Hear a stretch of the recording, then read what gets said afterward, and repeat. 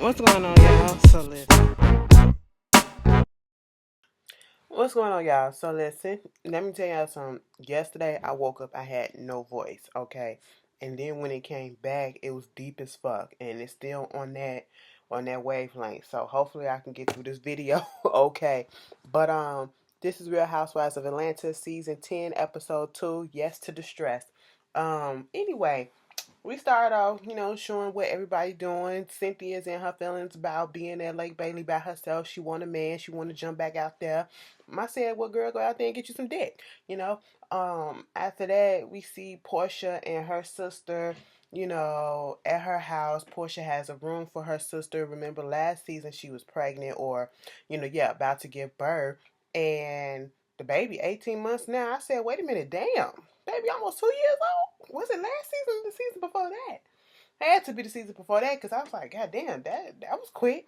But anyway, so I guess the sister Lauren is having some issues with her baby daddy, so it's a possibility that she might be moving in with Portia. They was going over the ground rules and stuff like that, and her mom and aunt was over there, and they giving their little opinion how they used to live together, how everybody was okay with each other. Um, she was talking about the party that she went to, Cynthia party, how her relationship with Candy is just like, if I see you, I say hi and move on. And then they get back on Nene about this whole, you said that you wanted me to get fired. Let me just tell you this, Nene. Nene, you may not have said the words, but that is exactly what you meant. All right. You said you can freaking fraud can go. Okay. So that means bitch fire them and let them go. That's what that meant. Okay. You in these goddamn semantics just because you didn't say the word. That does not mean that is not what you implied. But anyway, so she talking about that whole relationship. Then we see Cynthia, she's out here dating or whatever. Some friend of hers hooked up with this guy who, at first she was like, what the fuck am I? All I see is chicken. I said, wait a minute. At first I thought I ain't even trying to be shady because all I saw was the ponytail and I didn't see the face. I thought it was Kenya going into a new house so that she can renovate it again like she did the other one. So I was confused until Cynthia was like, what the fuck? I said, oh, this is Cynthia. It's chickens out there and all this stuff. And, he was like, I'm finna take some pictures of you. I said, this nigga is trying to get some free pictures without paying your ass, Cynthia. That is what he set this shit up for, okay? Put that to his portfolio. That's what he just did. He just got some free work out of your ass. That's what he did. All right. I'ma say that the setting up the dinner with the rose petals on the table in his office or whatever. I hope he don't do all this with his other girls and stuff like that. Seems kind of rapey, creepy. Well, okay, it was cute. And the only thing was Cynthia found out that he's a little bit younger than she thought. He's 29 years old. She wished he was a little bit older. I'm like, girl, I mean, you need to get something to pop off. Get you a dick on the side. You know what I'm saying? Get you a little booty call thing, a little dick buddy or whatever, so you can just go ahead and pop it off when you need to. You ain't gotta call Peter. You can have some convenient dick right there. He can go out there do what he wanna do. You got, hey, come over here, let's get this in, okay? And then you send the little nigga on back, all right? And then when a temporary fix for a permanent situation that may come on later. You know what I'm saying? Hey, age ain't nothing but a number, but Cynthia, you got to do what's right for you. So I thought the date was cute, but dude was kind of getting some free work out of her, if you ask me. So Sheree goes to see his therapist called Jack Daniels or whatever and talk about some of the things that's been on her and were brought back up and that she didn't realize she was still holding in and holding on to, going back to when they went on that trip and what that motherfucker name is. Her baby daddy, I can't even fucking remember his goddamn name. God damn, what is his name? Cockaddy Bill Bob. There you go. We was talking about choking her and all that stuff, and she was, reliving the emotional and mental abuse that she went through. And, you can say physical too, because if you put your hands on a person, that is physical abuse. And, that happens sometimes where you try to push shit away and you push it so far back, but you don't deal with it. You forget about it. Something triggers it and it comes up. So, I mean, I guess it's cool that she went on ahead and got some help for that. The doctor told her, or the guy told her to figure out a timeline when she's gonna tell her kids about it. I was like, so your kids don't know? They didn't watch the season. They probably didn't. But Cairo was on the show. I would have wanted to watch myself on TV. But all right, it's possible. It takes time, Then we get Cynthia and Kenya out kicking it, walking the dogs. Kenya is sitting here talking about her relationship and how she met her husband, how, she was introduced by Chef Roble when they was in New York, went to this restaurant in Brooklyn and, saw him, but she had to get herself together. Then they came back and then they got together and, Cynthia literally sat here and said, King gets a bad rep and a whole bunch of heat when it comes to the relationships that she be in and about her husband, and I just wish I was like her and protected my marriage a little bit more and all that stuff. And I'm sitting here like, you don't understand why she gets this heat and all this stuff. It's because when she came on the show, we already knew that she rented this dude. She bring it herself, okay? Everything comes so conveniently, and it was just all for storylines and all that shit. We knew why, okay? And Cynthia, stop playing that dumb role, okay, girl? You know exactly why, all right? So, do I feel like this relationship is fake? Not necessarily. Do I think I don't have no feelings each way or another because I ain't in no goddamn relationship at the moment, and so therefore, she got her man, let her have her man. All right. Um, whether it's real or not. But girl, she asked her how did he feel about, being in the spotlight and, having to be with somebody. I said, y'all get with people who are see this is I don't want to blame him, but it is an adjustment.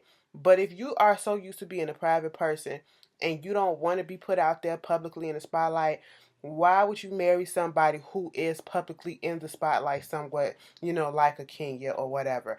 Like, that's like being with, and I'm not trying to compare Kenya to Kim Kardashian or whatever, but that's like being with Kim Kardashian and then saying who was every fucking where, but then saying I want to stay hidden because I need a private life. It's just not gonna happen, okay? But boy, you just gonna have to get used to it and learn just to ignore the stuff, okay? You don't have to respond to nothing. Just ignore it. Do what you've been doing now. Fuck all that shit. I understand Kenya want to keep her stuff private, and I know a lot of celebrities or people in the spotlight wish they could do that, but sometimes when you continue to be on these shows and be out there, it's not necessarily 100% possible to do so. So something got to give. Bitch, and I'm surprised Cynthia just still there, being all supportive and shit. I feel some type of way. If I'm supposed to be your good girlfriend and I wasn't even invited, but you invited other family and friends, I guess I don't qualify to be a friend in that category. Shit. Candy, Shamia, and Sheree, they meet up at this African shop to get some African wardrobe, and Shamia is, if y'all didn't know, she did get married to this African guy. I think he's from Kenya. She's getting married in Kenya.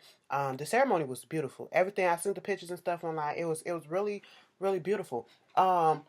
So all of them was supposed to be going. Sheree, she's not gonna be able to go because she has something else to do. And they was talking about Portia, whether or not she was gonna go. Shamia just don't understand what's going on with her and where's their friendship. And she's like, I would be more satisfied if you just come on out and say, I don't fuck with you like that no more. And we not cool like that no more, than to be giving her the cold shoulder or just brushing her off and giving excuse after excuse why you can't meet up and do this and do that. Given that y'all been friends since y'all was kids, like y'all day ones and everything, and you can't go to her wedding because according to Portia, the tickets was too expensive, $10,000 for a first class ticket. Bitch, that is too goddamn expensive. But if it's my friend, I will make the sacrifice and I will go fucking coach if I have to. You know what I'm saying?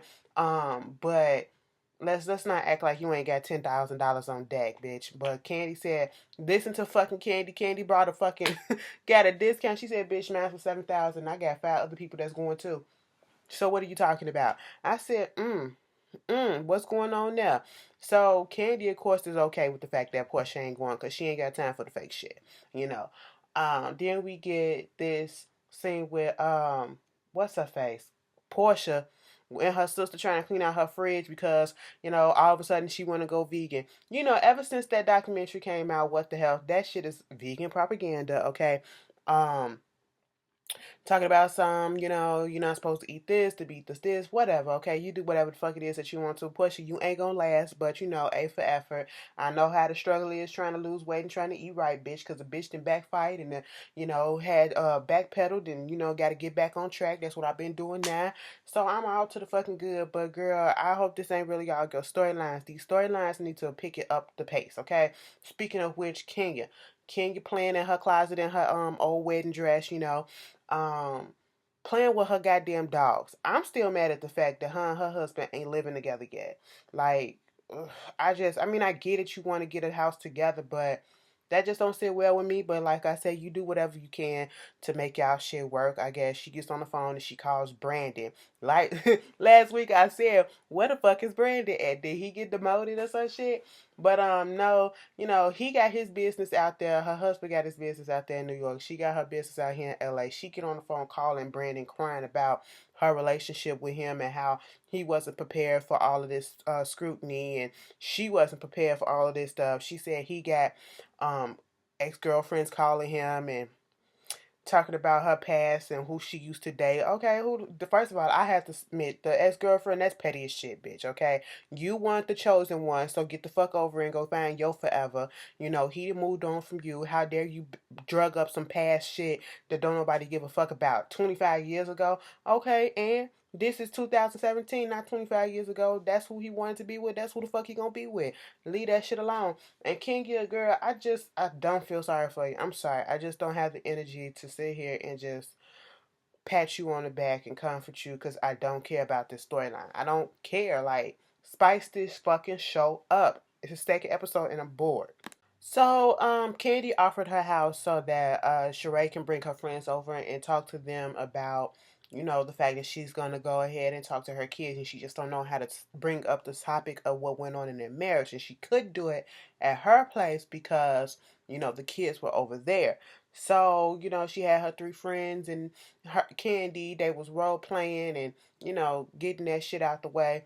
Then we get Cynthia. She's worried about not necessarily worried about Noelle, but Noelle is growing up and, she's about to go down there to Charlotte for the weekend to see her boyfriend, and she's okay with that because Peter is down there. Noelle says she like being in Charlotte more because of the simple fact that people don't recognize her as much down there as they do in Atlanta, which is understandable. And she was telling her about her day, how the boy was actually 28 and was turning 29 in a couple of weeks, and she was led to believe that he was 30 something. And Noelle was like, "Shit, bitch. At this point, it would be more socially acceptable for me to date him than him to be with you." I mean, if that's how you want to see it, that's how you want to see it. But I don't see what's wrong with getting, like, if ain't no wrong with a young dick, at least he of age. The nigga almost 30 years old. But you do gotta be careful. If y'all watched The Quiet, y'all saw how crazy old boy got. She was fucking around with that young boy and that nigga went off the deep end, so that's the only drawback. But I still say, Cynthia, get you a little cuddy buddy, okay? That's all you need to do. It's Shamia's bridal, party, whatever you want to call it. All the girls show up except for Cynthia and Kenya. We got Portia and her sister on their way there. Candy is already there. When Portia and her sister get there, Portia was like, "Oh my God, I thought you was Kim Sheree with that blonde." Candy looking like, "Bitch, get your fake ass out of here." And when they sat down, the tension was still there, and nobody said anything to each other. I'm talking about Candy and Portia, so Candy just got the fuck up and walked away. It's understandable. Some people may say Candy being a little bit petty about this shit, but hell no, bitch, you participated in something that, tries to ruin my motherfucking character, and you want me to be the one to reach out and let, and forgive or to make things right? Hell no, bitch, because once you burn me, you burnt, bitch, okay? They was talking, playing games. We seen Toya right there. We seen some other people there, whatever. But at first, Sheree had asked Portia why she wasn't going to the wedding, and she said she had other things that she needed to do. And by the time it came for her to get the tickets was like too high, and even in coach, she couldn't sit back there because of her sit straight up the way that was in coach because of her condition that she has that caused her to have low blood pressure and pass out. I remember when she passed out. I think either on a plane or in the airport or some shit like that. But Sheree was not here for the bullshit because, bitch, I was like, you maybe had that condition, but it is some other shit that's underneath that. Like, Sheree said, bitch, I ain't buying that stuff. So they play another little game, bouncing these balls out, putting wieners in the cup and shit like that. And then they were sitting down at the table. Shamia was talking about how in her fiance's country, when the dowry is already put down, they're technically married and stuff like that. But over here, once you pay that get that marriage license and sign that, then you married. And she was like, "Yeah, I went to my dowry ceremony too." And I was like, Portia was like, "Yeah, I was there again. I was there. I was in it." She was like, "I forget." She was like, "Why would you say it like that? How you gonna forget? Because we haven't hung out in so long like that." Now at this point, you know, I guess Shamia said, "Fuck it. Any opportunity is a good opportunity. So let me bring this shit up. I don't care who around. Let me put the bitch on the spot. Maybe she is tell the truth, but." Portia was like, so, I mean, I showed up. I'm here around people that's going to make me uncomfortable. And then you're going to bring this up. What more do you want? I mean, bitch, she wants you to be a friend. And I understand if you can't really do it. But the excuses, because you can't always do what your friends want. But when you the day one and you've known about it for a minute and then all this other stuff, I don't really see, you're not giving a real ass excuse as to why you can't come. So that's what Shamia is thinking. And I understand that. If you would have told me ahead of time, or I know some stuff coming up and I know how your situation is, I wouldn't take it personally. Like, girl, the shit just happened. I can't do it. I understand that everybody can't afford to. If I could pay away, I would. But it is something deep between that. I feel like they trying to force it up on us to make it seem as though, but you know. So this conversation continues about how she told her that, I had this medical condition and all this stuff and woo woo woo. They go outside, they still arguing and talking about it and how I sacrificed and been here in front of people that I know, make me uncomfortable enough and I'm here. What do you want? You trying to say I'm a bad friend and all this shit. And Shamia, let's get this straight. Shamia is not necessarily trying to say, bitch, you my friend, you supposed to be there, you gotta be there, because that's not possible, okay? Just because I'm your friend don't mean I'm obligated to show up and do this and do that, but the excuses that you're giving me are not making sense, and because of the fact that we have not been on the same page in a long time, that is what's making Shamia pissed off. And then she even put it out there, you put Phaedra before me, and I never put Candy before you. And it's understandable for her to feel a certain type of way. Even Lauren said, it's understandable for you to be upset, and you got to hear her out as to why she feel the way that she feel. At this point, they just not gonna work it out at this point, and it is what it is. That was Real Housewives of Atlanta review short, considering my shit, and it is what it is. Y'all tell me how y'all felt about it. Peace.